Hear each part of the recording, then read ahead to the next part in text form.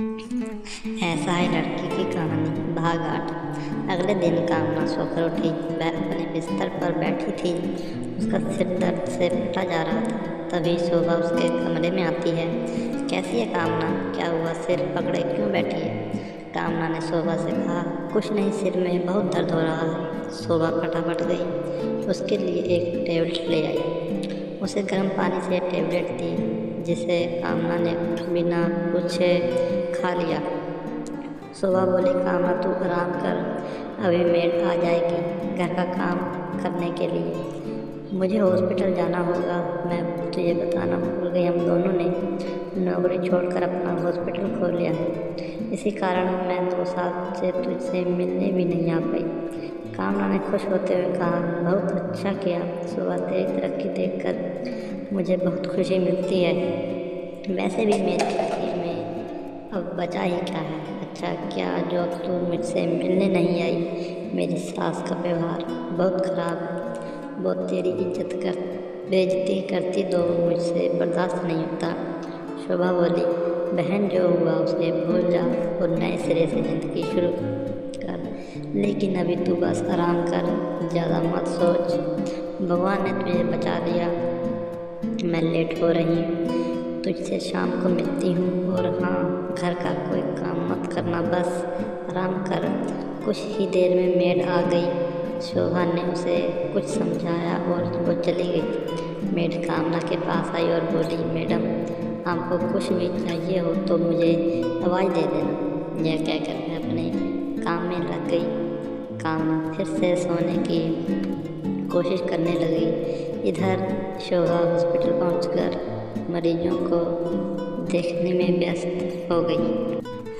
दोपहर को शोभा और करण दोनों लंच करने बैठे तो शोभा ने कहा, करण हमें कामना के बारे में कुछ सोचना होगा। यह सुनकर करण ने कहा, देखो शोभा, तुम बहुत जल्दबाजी कर रही हो। तुम समझो, उसने अभी 8 महीने पहले अपने पति की मौत देखी है। उसके पिछले 8 महीने में ये सब झेला है। मुझे लगता है वो डिप्रेशन में चली गई, इसलिए उसे किसी नई बात के लिए राज़ी करना सही नहीं होगा। कम से कम 2-3 महीने उसे उस डिप्रेशन से बाहर निकलने दो। 10-15 दिन उसे घर पर आराम करने दो, फिर उसे कभी कभी हॉस्पिटल ले आना, जिससे उसका मन बहल जाए। लेकिन यह याद रखना, हॉस्पिटल, डॉक्टर, मरीज, ऑपरेशन को देखते ही उसे अपने पति की मौत याद आ जाएगी, इसलिए सब कुछ धीरे धीरे करना। शोभा ने कहा, हाँ तुम सही कह रहे हो, इस सब से उभरने में उससे काफ़ी समय लग जाएगा। करण ने शोभा की हाँ में हाँ मिलाते हुए कहा, फिलहाल एक काम करो, उसे 1 सप्ताह आराम करने दो, फिर उसे शॉपिंग पर ले जाना, उसे उसकी पसंद के कपड़े वगैरह की शॉपिंग कराना, उसे अच्छा लगेगा। शोभा मान जाती है। शाम को शोभा कुछ फल लेकर कामना के पास पहुंचती है। शोभा कहती है, कामना कैसा बीता दिन, कोई परेशानी तो नहीं हुई? ये कुछ फल हैं, मैं तेरे लिए लाई हूँ, इसे फ्रिज में रखवा रही हूँ, खाती रहना, कभी ऐसे ही पड़े रहें, तू बहुत कमज़ोर हो गई है। कामना ने शोभा को देखकर मुस्कुराते हुए कहा, तुम मेरा कितना ध्यान रखती है। वैसे मैं सोच रही थी कब तक तुझ पर बोझ बनी रहूँगी, मुझे कोई काम मिल जाता तो। यह सुनकर शोभा ने कहा, तुम मेरी बहन है, ये घर तेरा है, फिलहाल आराम कर। रही बात काम की तो वो सब बाद में, पहले अपनी शक्ल देख कितनी कमज़ोर हो गई है। अगर तू काम करना चाहती है तो पहले खा पी कर सेहत बना, फिर देखेंगी। यह सुनकर कामना थोड़ा मुस्कुराई। चलो, मैडम के चेहरे पर हंसी तो आई। यह कहकर शोभा हंस पड़ी। इसी तरह समय बीत रहा था। कामना को आज 3 महीने बीत चुके थे। इस बीच शोभा ने उसे कई बार बाहर घुमाने ले जाती थी, कभी कभी हॉस्पिटल ले जाती थी। कामना अब बहुत बदल गई थी। वह अब हंसने लगी थी। शोभा की देखभाल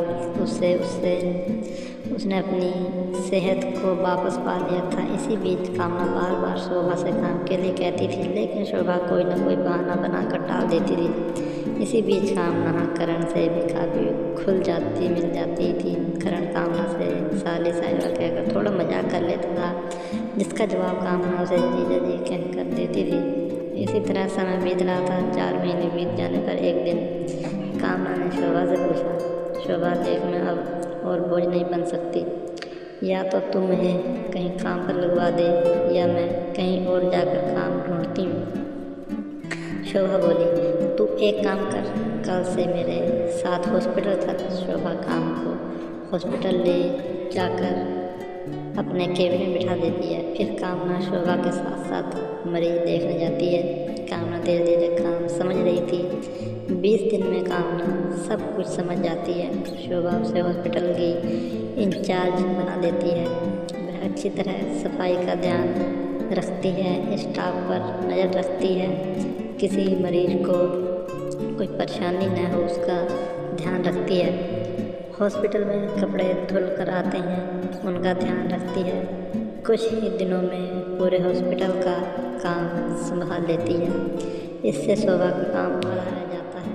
वह अब केवल मरीजों पर ध्यान देती है। हॉस्पिटल में कोई भी समस्या होती तो शोभा कामना से पूछे हुए कहकर उसे कामना के पास भेज देती थी। करण का काम भी काफ़ी हल्का हो गया था। कामना पूरा हॉस्पिटल अच्छे से संभाल लेती है। एक दिन शोभा की तबीयत खराब हो जाती है।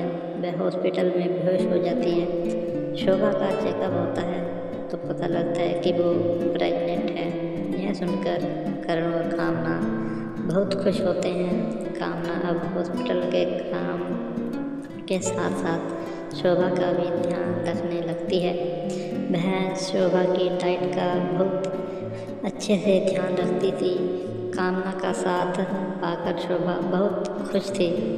एक तरफ कामना पूरा हॉस्पिटल संभाल रही थी, दूसरी ओर शोभा का अच्छे से ध्यान भी रख रही थी। आगे की कहानी देखें अगली वीडियो में।